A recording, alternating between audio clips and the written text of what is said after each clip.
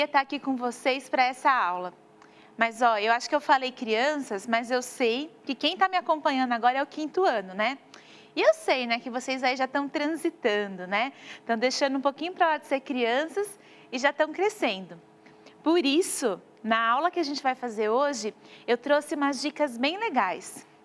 A gente vai aprender a como a gente lê um tipo de texto que vocês conhecem muito bem, mas também a gente vai ter um papo um pouco sério, tá?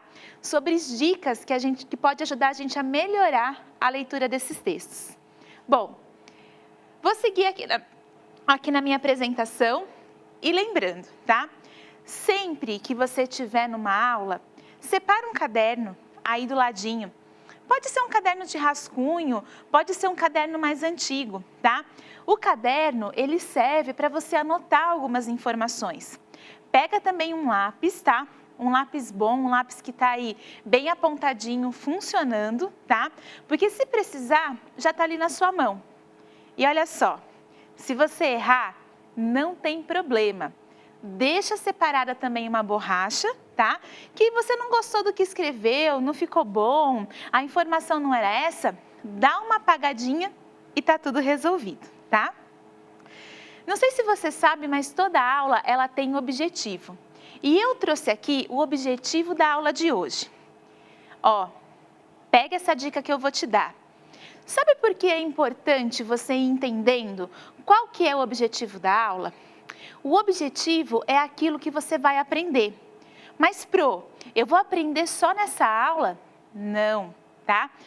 As aulas, elas são um contínuo. Você vai aprender um pouco hoje, mais um pouco amanhã, mais um pouco depois. Mas sempre que você entender o objetivo, você vai perceber que o mesmo objetivo, ele pode aparecer várias vezes. Porque aprendizado é isso, é a gente treinando várias vezes um mesmo objetivo até a gente conseguir fazer de um jeito bem legal. E hoje, esse objetivo, ele é super bacana, tá? Ele fala que a gente tem que compreender a função social de textos que circulam em campos da vida social. Ai, eu não entendi nada disso. Calma que eu te explico, tá?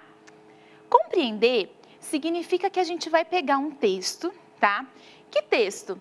Um texto que faz parte do seu dia a dia, tá? Um texto que você vê no cotidiano. Pode ser uma notícia, pode ser um texto que você lê no celular, pode ser uma notícia que alguém fala para você ou uma informação que alguém compartilha com você. Isso é muito importante, tá? Porque compreender a informação é uma coisa muito séria, tá? Quando a gente compreende a informação, a gente consegue reconhecer a situação comunicativa. Uma informação, ela serve para comunicar. Comunicar o quê? É sempre alguém comunicando alguma coisa para outra pessoa. Mas eu acho que você deve ter pensado comigo porque você se ligou rapidinho como eu. Algumas vezes, as informações, elas não vêm exatamente do jeito que deveriam vir. Mas você sabe que a gente tem dicas. E se você ficar atento, tá? Para a aula de hoje, a gente vai conseguir se aprofundar nessas dicas, para que você não seja pego, tá? Por qualquer informação. Porque quando a gente pega uma informação que não é verdadeira, uma informação que não é legal, e a gente vai aí passando para frente, isso não é bom, tá? Por isso que a gente precisa compreender esses textos que fazem parte do dia a dia. E é só do seu? Não. O texto faz parte do dia a dia de todo mundo. Você sabe que eu não estou sozinha aqui. Tem mais gente aqui ajudando essa aula a chegar até você. Todo mundo que está aqui tem um trabalho muito especial. Eles pegam esses textos, essa comunicação, e eles me ajudam como professora a fazer essa informação chegar muito boa para você. Então vamos ver essa aula para a gente entender como isso acontece. Pode seguir. O que será que é uma reportagem? Você sabe o que é? Eu estou lembrando aqui que tem um pessoal que pode interagir comigo aqui pelo chat, tá? Se tiver alguma coisa que você quer falar sobre o tema da aula, tá bom? Vai comentando aqui com a gente. Gente, que legal. vou agradecer, estão falando que eu sou uma professora muito legal. Sabe por quê? É porque vocês estão aí me ajudando. Se vocês não estivessem aí comigo, não tinha como eu ser uma professora legal. E é verdade, Lívia, eu não falei o meu nome. Eu sou a professora Maíra, tá bom? Desculpa, olha só, esqueci de começar contando o meu nome para vocês. Mas bora voltar aqui para a aula, tá? O que é uma reportagem? Pode passar, por favor. Antes da gente responder, eu queria que a gente viesse aqui para esse link. Claro, né? Se a gente está falando, perguntando o que é uma reportagem, o link só pode ser de uma reportagem, tá? Esse texto aqui, ele tem a função de informar alguma coisa. Você deve estar olhando o texto aí na tela e deve estar pensando, ah não, Pro, você vai ler esse texto para a gente? É claro, gente, ó, ele é curtinho, num segundinho a gente consegue ler para entender do que ele está falando. Toda reportagem, ela começa com um título, e essa aqui está falando assim, aumento de chuvas reduzem área de seca no país, mas alguns estados ainda sofrem com a falta de água. E ó, deixa eu te falar, o título é sempre muito importante para uma reportagem, tá? Outros textos, eles podem ter títulos que eles são um pouco diferentes, que eles são, a gente chama de mais poéticos, de mais narrativos, de mais subjetivos. Subjetivo, tá, gente, é quando eu falo uma coisa que é mais minha do que de todo mundo. Agora, o texto de reportagem, não. Tem muita gente na imprensa que trabalha muito sério para trazer textos que comunicam exatamente o que a reportagem quer dizer. Quando a gente encontra esses textos, quando a gente lê esses textos, eles não estão querendo trazer uma informação disfarçada. Eles querem trazer uma informação séria de um assunto que a gente precisa se informar, que a gente precisa discutir, ou até de um assunto que é legal e que a gente precisa celebrar esse assunto. Então, viu o título de uma reportagem? Fica ligado. Esse título tem que estar falando a verdade e tem que estar comunicando aquilo que o texto está dizendo. Senão, ó, esse título não é tão legal assim, tá? No caso dessa reportagem, ela começa contando assim. As chuvas fortes em janeiro reduziram a seca nos estados de Minas, Espírito Santo, Tocantins, Maranhão, Piauí, Bahia e Ceará. As informações são do projeto Monitor de Secas da Agência Nacional de Águas, a ANA. Olha só por que eu li esse texto, tá? Ele está falando assim que teve mais chuva em várias partes do Brasil e que a Agência Nacional de Águas, ou seja, tá? Um pessoal que trabalha exatamente para checar essa informação. A Agência Nacional de Águas, ela vai cuidar de vários aspectos aí relacionados à água. Então, se eles cuidam dessa informação, eles são pessoas certificadas e sérias para dar essa informação, tá? O texto continua dizendo assim que, enquanto isso, a seca avançou nos estados de Alagoas, Paraíba, Sergipe e parte do Tocantins. Gente, olha que sério, olha que interessante esse texto. Ele começa dizendo onde reduziu a seca, ou seja, onde está chovendo mais. E depois ele está falando em alguns lugares onde a seca avançou, tá? Ele está trazendo aí as duas informações para a gente comparar. Ele continua dizendo que a superintendente adjunta de eventos críticos da ANA, a Ana Paula Fiorese, explica o monitoramento realizado no começo do ano. Então, além dele contar onde choveu mais, onde choveu menos, tá? Ele indica a pessoa que reuniu essas informações para trazer essas informações para essa reportagem. E aí ele põe uma fala dessa pessoa, né? Dizendo que em algumas regiões houve precipitação, mas o que é isso? Precipitação. Precipitação é quando chove mais, tá? Precipitação é para falar de chuva. Quando fala assim, no jornal, né? Aparece lá a moça do tempo, né? Ou o rapaz do tempo, ele fala assim, tem possibilidade de precipitação. Você agora já sabe, precipitação é porque vai chover, tá? E que em algumas regiões foi muito superior à média, e isso reduziu a seca. E aí ela explica, principalmente em que lugares? Onde? Em Minas Gerais, Espírito Santo e Bahia. Algumas poucas regiões mais próximas do litoral. Eita, o que é litoral mesmo? Eu acho que você sabe. O que é litoral? Litoral é aquela região que fica pertinho do mar, tá? Onde tem o mar pertinho, a gente chama de litoral. Tem lugares que a gente chama de interior, tem lugares que estão no litoral. Você pode ser que está num desses lugares, ou você está aí no interior, né, acompanhando a nossa aula, ou pode ser que você está também no litoral, ou em São Paulo, enfim, em vários lugares aí do estado de São Paulo, tá bom? Algumas poucas regiões tiveram aumento, as próximas do litoral, porque teve menos precipitação. O mesmo aconteceu lá no Tocantins, que teve precipitação abaixo da média, mas que o monitor considera não só a precipitação, há outras variáveis envolvidas na construção dos indicadores. A moça da Ana, a Ana Paula Fiorese, ela está explicando assim que não foi só a chuva que foi considerada. São vários fatores considerados nessa pesquisa para determinar onde choveu mais e onde choveu menos, tá? Depois, ela também fala do impacto, porque olha só, essa é uma parte bem importante, tá? Quando a reportagem está falando do impacto, primeiro ela trouxe uma informação.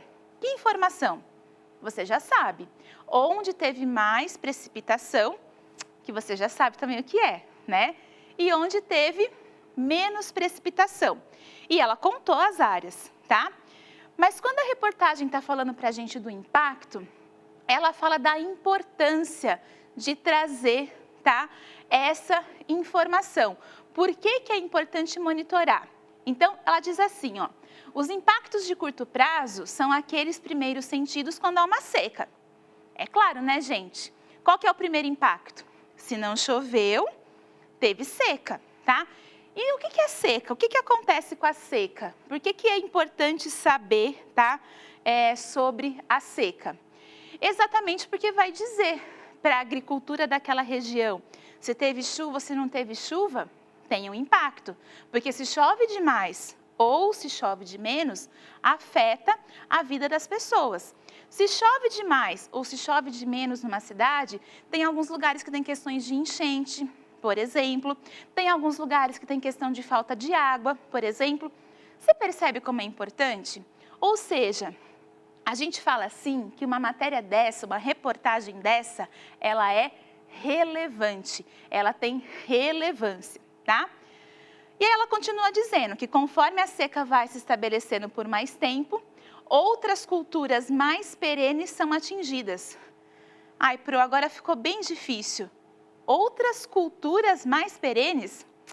Calma, vou deixar fácil, tá? Cultura é uma coisa que você cultiva. Vem da palavra cultivar.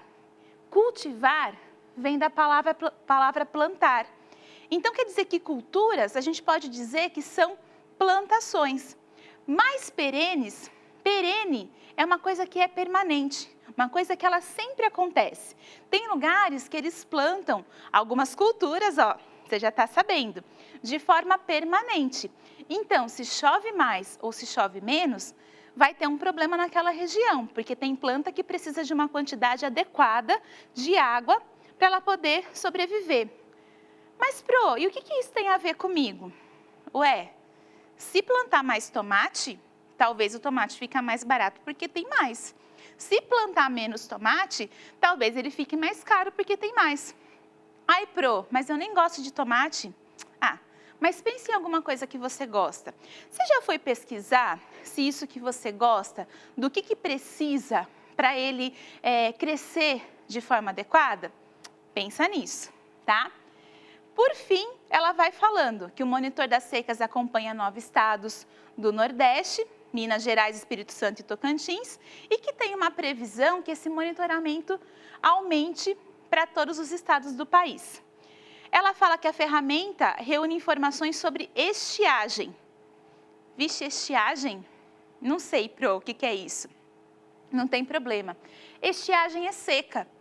Olha só, quanta palavra boa você aprendeu hoje? Você aprendeu assim que precipitação tem a ver com chuva. Você aprendeu também que cultura é uma coisa que a gente cultiva. E você também aprendeu que perene é permanente, tá? Então, olha só, pode voltar lá na apresentação, por favor. Quando você está estudando uma reportagem, tá? Você precisa ir pesquisando cada pedacinho do que ela te informou. Se tem palavra que você não sabe, tem que pesquisar, tá? Não tem problema você não saber uma palavra. Você acha que eu sabia todas essas palavras? Que nada. Eu peguei a reportagem, ó, fui reunindo aqui o que a reportagem me informou e depois eu fui saber, né? Que palavras que tinha nessa reportagem que eu precisava pesquisar, tá? Vamos seguir aqui para o nosso... Então, essa parte aqui é tudo que a gente estudou, que a reportagem informou para a gente. Mas olha que legal, eu vou seguir aqui porque tem uma coisa bem importante, tá? Para que serve então uma reportagem? Ela reúne informações sobre os reais, falando de... Ela serve para esclarecer, tá? Um acontecimento. Eu vi aqui que alguns de vocês falaram, né? Que reportagem é uma notícia, que reportagem também é fazer pergunta para uma pessoa, tá? E eu vi também que vocês estão dizendo que tem muita coisa importante nessa aula, viu? Então, ó, continua que não acabou não, vamos continuar aqui, tá? A reportagem, ela pode ter entrevista, tá? Ela também pode ser uma notícia, como eu falei, ela pode informar algum acontecimento ou fazer uma análise de alguma outra coisa. Pode seguir, vamos olhar aqui. Como a reportagem nos informa? Isso é bem importante, tá? Lembra que eu falei aqui, ó, tem um supertítulo que já começa a te dar informações. Tem outros dados aqui na reportagem que você também precisa ficar ligado, tá? Reportagem séria, tá bom? Ela tem data, ela tem hora. Aqui tem uma tagzinha, nem sei se dá para ver muito bem aí, mas é uma marquinha, tá? Essa marquinha, ela quer dizer o seguinte, que essa reportagem, ela fala sobre meio ambiente e ela é uma notícia. Tá vendo só? É um conjunto de informações, tá? Que vai me garantindo que essa reportagem, ela tá falando de um tema sério. Vamos seguir aqui. Então, o que a gente está entendendo nessa reportagem? Que o aumento de chuvas, ele reduziu algumas áreas secas, mas que também teve outras áreas que ficaram aí na seca, tá? Como que ela está informando a gente? Através de um texto escrito. Aí lembra que eu falei assim que a reportagem, a notícia, ela está falando para alguém? Claro, ó. Pode ser um grupo em geral, ou, por exemplo, como eu já expliquei, pode ser uma informação bastante relevante para os agricultores. Lembra que relevante é importante? Ó, outra palavra boa que você aprendeu nessa aula. Anota para você contar tudo para sua pro depois, tá? Pode passar, por favor. Agora vem uma parte, tá? Que a gente realmente precisa falar sério sobre isso. Tá aparecendo muito hoje em dia um termo que chama fake. Fake significa falso. Só que esse fake aqui, ele está relacionado à notícia, tá? Quando a gente estuda todas as características de uma reportagem, para ela ser séria, para ela ser verdadeira, é exatamente para a gente não cair na notícia que é falsa, tá? Gente, notícia falsa, ela pode levar as pessoas a fazerem coisas que não são legais, tá? Por quê? Ela está levando informação errada, tá? Uma notícia verdadeira, ela ajuda a gente a se informar e a ficar melhor, tá bom? Mas como será que a gente não cai em notícia falsa? Pode passar, por favor, tá? Como que a gente pode identificar? Primeira coisa, não leia só o título. Eu li só o título, mas não foi só o título, a gente leu a reportagem inteira. Lembra que eu falei também que tem alguns títulos aí que eles são meio duvidosos? Então, não lê só o título. Você lê o título, te interessou? Vai para o conteúdo, tá? Desconfia do texto alarmista. Ai, pro, alarmista? Que palavra agora que é essa? Alarmista é o que faz alarde, tá? Geralmente são textos que falam assim, todo mundo aconteceu isso, ou ninguém aconteceu isso, tá? Gente, a vida não é assim, não é todo mundo, não é ninguém. Se você viu, tá, algum texto aí que ele é muito, faz muito alarme, cuidado com ele, tá? Outra dica aqui, informação vaga. Você viu que o nosso texto aqui tinha várias informações certinhas, tá? Então, quando você vai ler uma reportagem, procura lá, se ele não está dando a informação meio incompleta, sabe? Se ele não está dando a informação inteira para você. Outra dica é, confira a data. Eu mostrei a data para você, não mostrei? Inclusive, é uma coisa muito comum hoje em dia, tá? O pessoal pega uma notícia muito antiga, ou até pouco antiga, e publica como se ela tivesse acontecido hoje. Isso é certo? Se a coisa aconteceu lá atrás, não é para publicar como se fosse hoje, tá? Cuidado com vídeos, fotos e áudios. Alguém aí na sua casa ou você tem celular, tem algum aparelho que compartilha. Não sai compartilhando tudo que você vê, tá? Primeiro, precisa entender se aquilo realmente é verdadeiro. O vídeo, às vezes, ele é só um recorte. A foto é só um recorte. O que isso quer dizer?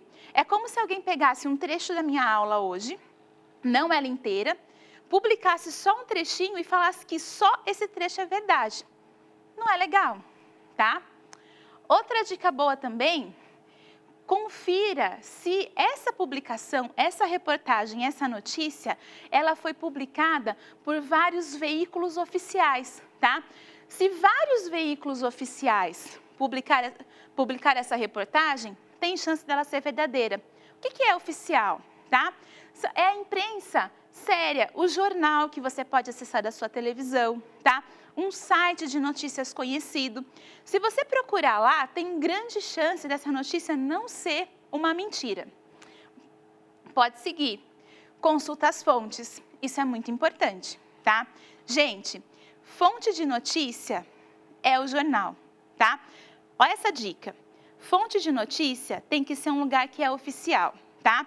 A informação que veio do seu vizinho, do seu amigo, daquela pessoa que você conhece, por mais que seja uma informação que você gostou, ela não é séria, ela não é oficial. Então, não dá para você ir disparando como se fosse verdade, tá?